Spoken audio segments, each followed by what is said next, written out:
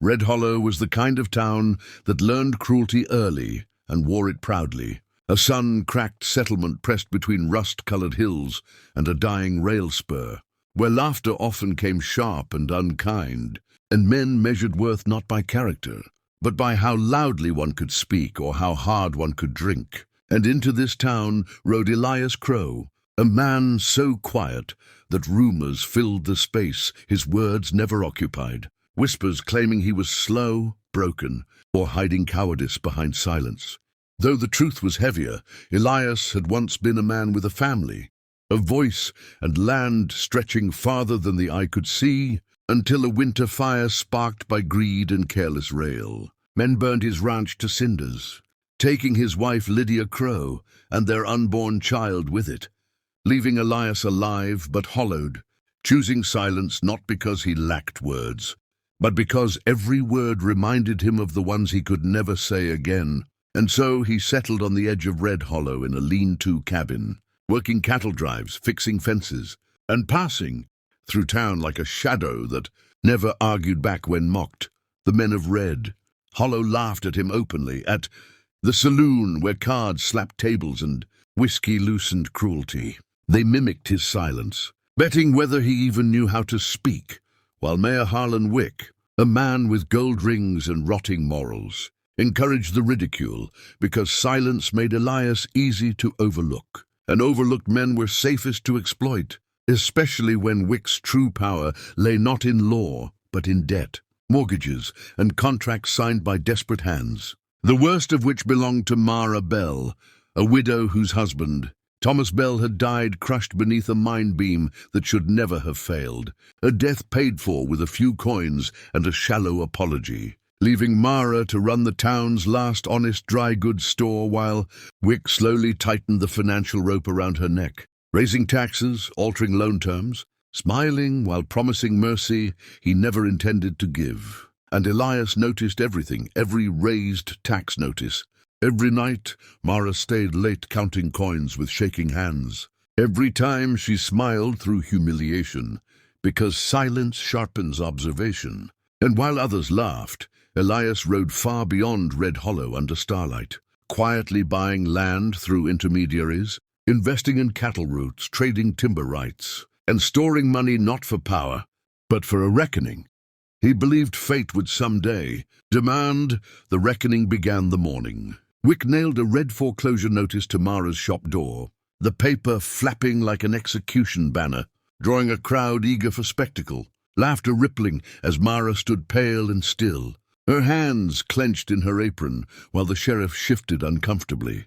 And as usual, Elias stood at the edge of the crowd, mocked for his worn coat and bowed head, until something changed in the air, a stillness settling as Elias stepped forward, reaching into his coat, not for a weapon but for folded documents, his voice low, steady, and unmistakably clear as he spoke his first public words in years, declaring the debt paid, the land redeemed, and the store protected by law and ownership beyond Wick's reach. And in that moment laughter died mid-breath, because the silent cowboy had finally spoken, not with anger, not with threat, but with proof. And Red Hollow felt for the first time the weight of underestimating a man who chose silence not as surrender, but as preparation. The silence that followed his words spread across Red Hollow like an incoming storm, heavy and unavoidable, as townsfolk stared at the quiet rider with expressions that no longer carried humor but uncertainty. For men who build their confidence on ridicule often crumble when the object of their laughter stands taller than expected, and the sheriff, hands trembling slightly, reread the papers before nodding stiffly, confirming the truth. None of them were ready to accept that the widow's shop was free of debt, its land protected, its future no longer at the mercy of the mayor's whims. And while the crowd slowly dispersed, whispering instead of laughing, the man in the dust-worn coat did not linger for praise, stepping back as the widow's breath finally broke free in a quiet sob, gratitude overwhelming her more than relief. Though she dared not speak to him yet, sensing that gratitude spoken too loudly might shatter the fragile dignity he had given her without asking for anything in return. The mayor, however, did not retreat so easily, for men like him survive by tightening control when threatened, and that very afternoon he summoned the town council, slamming his ringed fist against polished wood as he accused the silent cowboy of fraud, manipulation, and deceit, insisting no drifter could possess such wealth without criminal means. But every accusation collapsed beneath. Documents that surfaced, one by one, land deeds, rail shares, cattle route investments, revealing a slow, deliberate rise built over years of discipline and restraint. And as the council murmured among themselves, the mayor realized his greatest mistake had not been cruelty, but arrogance. For he had never bothered to learn anything about the man he mocked, never considered that silence could be strategy. And outside those walls, the town began to shift in quieter ways. Shopkeepers greeting the quiet rider with nods instead of smirks, children watching him with curiosity instead of fear, while the widow found herself closing her store earlier than usual, sitting alone among shelves that suddenly felt lighter, realizing that for the first time since her husband's death, she was no longer bracing herself for loss. That evening, as the sun bled orange into the horizon, the widow finally approached him near the old water trough where his horse drank patiently, her voice unsteady as she tried to find words worthy of what he had done. But he stopped her gently with a raised hand, shaking his head, his eyes soft but firm, as if explaining without speech that some acts lose their meaning when turned into debts of gratitude. And instead he spoke only once more, telling her that the town had taken enough from her already, that survival did not require apology. And as she watched him ride away toward the hills, she felt something unfamiliar stir within her, not romance, not dependence, but respect so deep it bordered on reverence. While behind them, Red Hollow began to whisper a new truth, one that unsettled the powerful and awakened the forgotten, that the quietest man among them might also be the most dangerous to injustice, not because he raised his voice, but because he had learned how to wait. Red Hollow did not change overnight, because towns built on cruelty rarely surrender it willingly. And while polite nods replaced laughter in daylight, resentment brewed after sunset, especially among those who had benefited most from fear. And at the center of that bitterness stood the mayor, pacing his office like a caged animal, convinced that silence was not strength but provocation, and provocation demanded response. So he set his trap carefully, announcing a public auction of town land under the guise of economic renewal, knowing full well that the quiet cowboy's purchases, though legal, could be twisted into suspicion. And by morning, rumors spread faster than truth. Whispers that the man in the dust-worn coat was buying Red Hollow not to save it, but to own it, that no one acquires such wealth without blood on their hands. And though no one laughed aloud anymore, doubt crept into eyes once softened by gratitude. Because fear is easier to revive than trust, and the widow felt it too, standing behind her counter as familiar unease returned, realizing that protection could attract as much danger as vulnerability. The auction day arrived heavy with tension. Townsfolk gathered beneath the courthouse awning, where the mayor stood smiling like a man, already celebrating victory, calling attention to land deals and unanswered questions, deliberately pausing after each accusation so murmurs could grow. And when the quiet rider appeared at the edge of the crowd, the mayor seized the moment loudly, demanding he explain himself, daring him to speak more than silence allowed, hoping exposure would fracture the respect he had earned.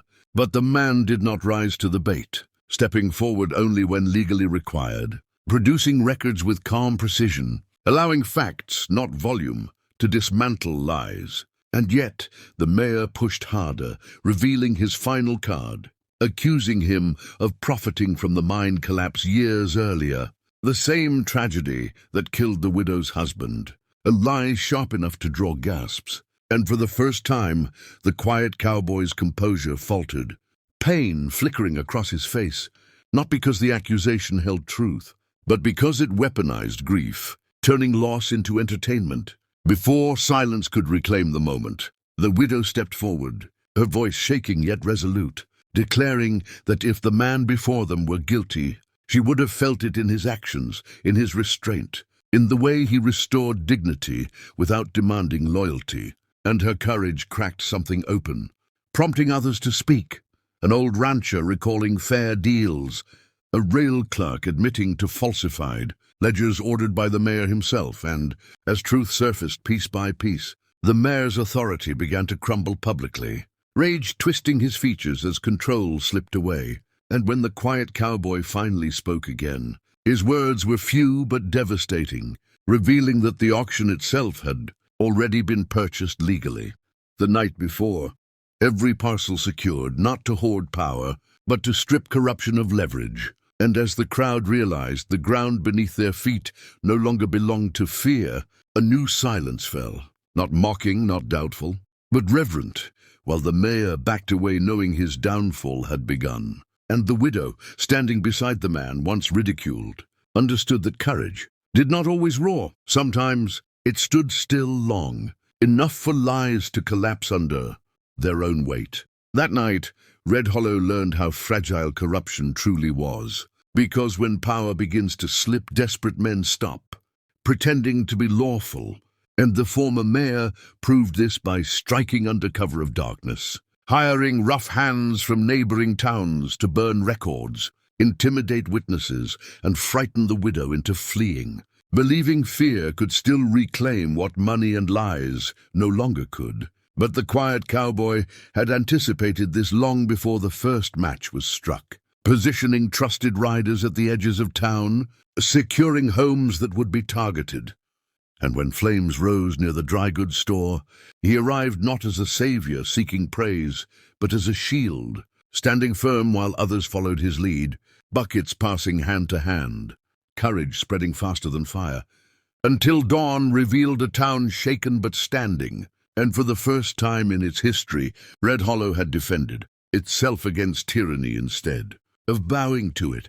With daylight came consequences, as evidence preserved beyond the mayor's reach surfaced fully, exposing stolen land, forged deaths, and blood-soaked profits, leaving no escape except disgrace. And when lawmen finally led him away, there was no laughter left to protect him, only silence, the same silence he once mocked, while the quiet cowboy refused the title of owner or ruler, transferring deeds back to rightful hands, forgiving debts that had strangled families for years, restructuring the town not around control but fairness. And when asked why he never took credit, never stayed to rule what he had bought, he answered simply that ownership meant nothing if it replaced one tyrant with another. And the widow, standing stronger now, understood that what he had given her was not charity, but choice. On the morning he rode out, the town gathered not to beg him to stay, but to honor him without words. Hats lowered, doors opened freely, children watching a man pass who had taught them that strength did not shout. And as the widow thanked him with steady eyes and a grateful smile, he tipped his hat and reminded her that Red Hollow no longer needed saving, because it had learned how to stand.